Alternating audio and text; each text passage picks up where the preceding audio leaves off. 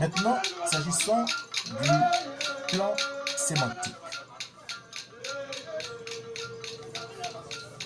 Nous avons récusé la définition sans laquelle le MVET était un art total et qu'il était tridimensionnel, car MVET étant l'homme, MVET étant l'instrument, MVET étant le récit.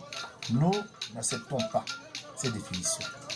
Nous lui préférons une autre, que nous avons maintenant détaillée, qui est celle d'un MVET qui serait le corpus civilisationnel du peuple étant. Qu'est-ce à dire?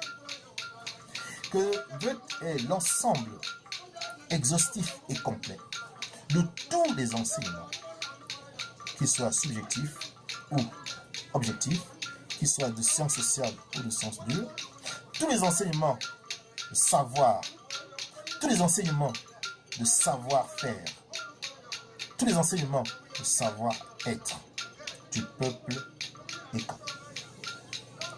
Et ces différents enseignements sont structurés en plusieurs domaines. Des domaines qui peuvent être exotériques, c'est-à-dire à la disposition et à la portée des profanes, ou ésotériques, des domaines qui, eux, relèvent des initiés, ce qu'on appelle le yoga.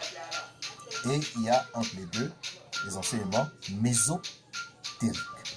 Et ces différents enseignements sont délivrés en plusieurs strates et adaptés à chaque classe d'âge.